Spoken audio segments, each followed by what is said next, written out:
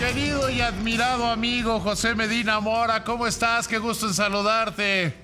Igualmente, querido David, muy buenas noches, un gusto siempre saludarte. Oye, hoy como presidente del Consejo Coordinador Empresarial estableciste un compromiso de inversión verdaderamente grande. ¿Por qué no le platicas al auditorio de esto?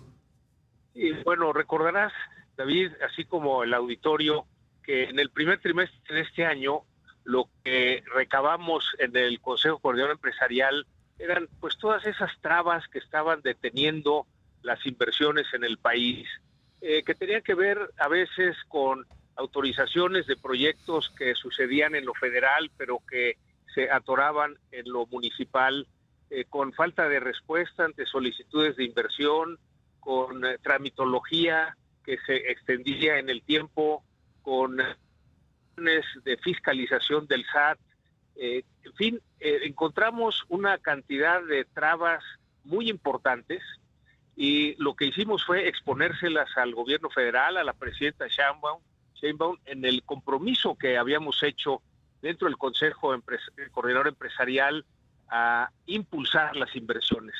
Y bueno, en ese trabajo la respuesta del gobierno fue pues 4 decretos que se anunciaron el 4 de mayo, en donde ¿Cierto? yo, por ejemplo, pues los lineamientos al SAT para que ya no pudieran hacer esta fiscalización retroactiva o cobrar doble tributación.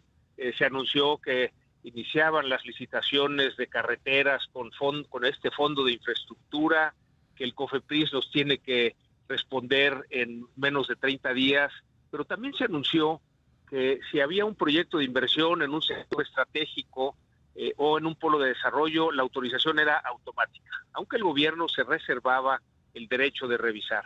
Y que si no tenías, si tu proyecto de inversión no era en un sector estratégico o no era en un polo de desarrollo, si en 90 días no tenías una respuesta, tenías afirmativa ficta.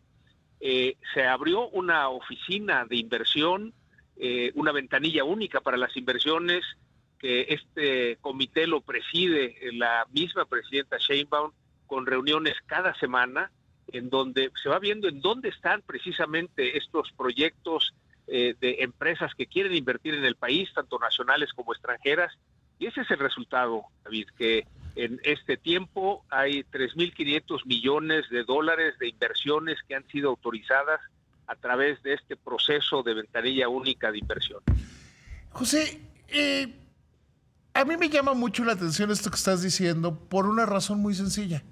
Estábamos acostumbrados en el pasado muy reciente que había estas reuniones de empresarios y que terminen con el gobierno, con López Obrador, y que terminaban siendo puro rollo, y que no pasaba absolutamente nada.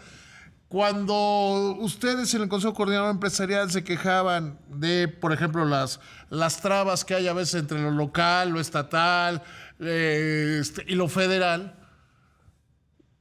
cuando hicieron todos estos anuncios que mencionabas al principio, parecía que pues habían tenido actos muy bonitos con la presidenta, con Altagracia, con Marcelo Ebrard, y que no pasaba absolutamente nada. Aquí es lo que estamos viendo, es que se está aterrizando todo eso que se habló, ¿no? Sí, exactamente.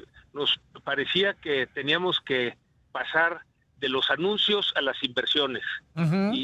Y el hecho de encontrar exactamente en dónde estaban esas trabas y trabajar, y ahí la presidenta hizo una estrategia en donde participan todas las secretarías.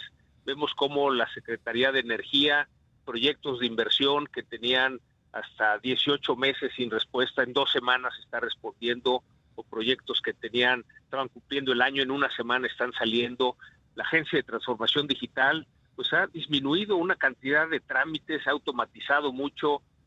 Por ejemplo, un nuevo establecimiento requería 7 permisos y esto lo cambió la Agencia de Transformación Digital a 6 avisos y un permiso.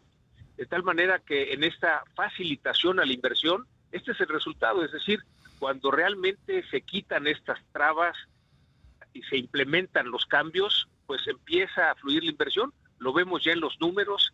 Vemos después de el primer trimestre una caída tremenda, como en el segundo trimestre empieza el crecimiento. Claro, es lento, pero también empieza la inversión y la tendencia aunque todavía no es al nivel de lo que tiene México potencial, pues a la hora de estar quitando estas trabas, pues se va dando precisamente esas inversiones, se va dando el crecimiento económico, y ese es el compromiso que hemos tomado en el Consejo Coordinador Empresarial, querido David, de lograr que México vuelva a crecer, porque digamos fueron muchos años en donde pues la economía, el número 13 del mundo, pues con un crecimiento tan bajo que estábamos desaprovechando oportunidades.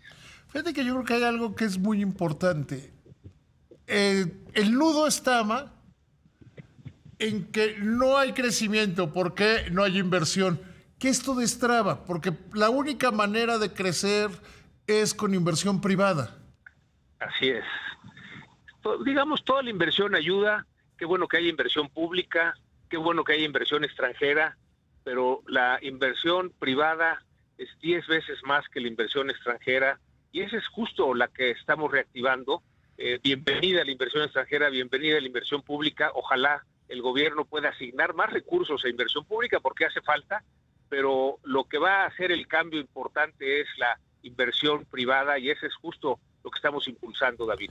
Sí, porque, o sea, de repente creo que durante quizá demasiado tiempo como sociedad hemos dado mucha importancia y hemos sobrevalorado, sin querer decir que está mal la inversión extranjera, pero lo hemos ponderado mucho, muy por arriba de lo que es la inversión privada, que es finalmente la que es mucho más importante y es la que hace que un país crezca. Sí, la inversión nacional es 10 veces más grande que la inversión extranjera, y de la importancia que tú señalas, David. Y claro, bienvenida a la inversión extranjera, y está creciendo. Las cifras son contundentes. Hubo 36,000 billones de dólares de inversión extranjera directa en el 24, 41,000 billones de dólares en el 25, donde hay un aumento de la inversión nueva del 8% en el 24 al 18% en el 25, y aunque todavía son cifras preliminares del 26, el primer trimestre 23,000 billones, es 10% superior al año anterior. Entonces, qué bueno, y bienvenida a la inversión extranjera. Pero y que además que haya reinversión de utilidades, porque hay quien dice, es que es mucho reinversión de utilidades. Hoy di una plática en Mazatlán y me decía alguien, oye, es que no te parece mal que haya esa reinversión de utilidades. Quiere decir que los que llegaron están tan contentos que se quedan y reinvierten el dinero para seguir creciendo. Pero la otra pieza, creo yo, que es de inversión privada nacional. Es correcto, lo dices muy bien, David. Qué bueno que la inversión extranjera, los que ya están aquí, se quieran quedar y reinviertan las utilidades que generan aquí en México.